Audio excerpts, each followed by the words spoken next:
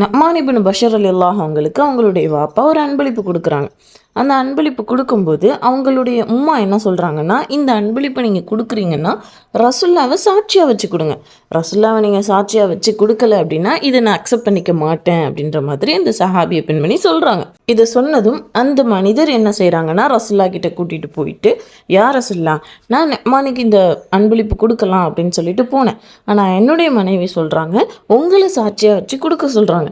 நீங்கள் சாட்சியாக இருந்து இதை நான் கொடுக்குறேன் அப்படின்ற மாதிரி ரசுல்லா கிட்ட அந்த மனிதர் சொல்லும்போது ரசுல்லா கேட்குறாங்க, அத்தைத்த சாயிர் வலது கமிஸ்லஹாதா, இதே மாதிரியான ஒரு அன்பளிப்பு உன்னுடைய மற்ற பிள்ளைங்களுக்கு நீ கொடுத்துருக்கியா அப்படின்னு சொல்லி கேட்குறாங்க. கேட்கும்போது அந்த சஹாபி சொல்கிறாரு, இல்லையா ரசுல்லா, நான் கொடுத்ததில்லை அப்படின்ற மாதிரி சொன்னதும் ரசுல்லா சொல்கிறாங்க, அல்லாஹு அஞ்சிக்கோ, அல்லாஹுவை பயந்துக்கோ, உங்களுடைய குழந்தைகளுக்கு மத்தியில் பாரபட்சம் காட்டாதீங்க அப்படின்னு ரசுல்லா சொல்கிறாங்க. அப்போது ஒரு அன்பளிப்பு கொடுக்கும்போதே ரசுல்லா பாரபட்சம் காட்டாமல் கொடுங்கன்னு சொல்லியிருக்காங்கன்னா, அப்போது குழந்தைகளுக்கு மத்தியில் ரசுல்லா பாரபட்சம் காட்டாதீங்கன்னு சொல்லியிருக்கனால நம்முடைய எந்த ஒரு அன்பளிப்பாக இருந்தாலும் சரி, சொத்தாக இருந்தாலும் சரி, பாரபட்சம் காட்டாமல் பிரிப்போம், அல்லாஹுவை அஞ்சிப்போம், வெற்றியடைவோம். அஸ்ஸலாமு அலைக்கும் வரஹ்மத்துல்லாஹி வபரகாத்துஹு.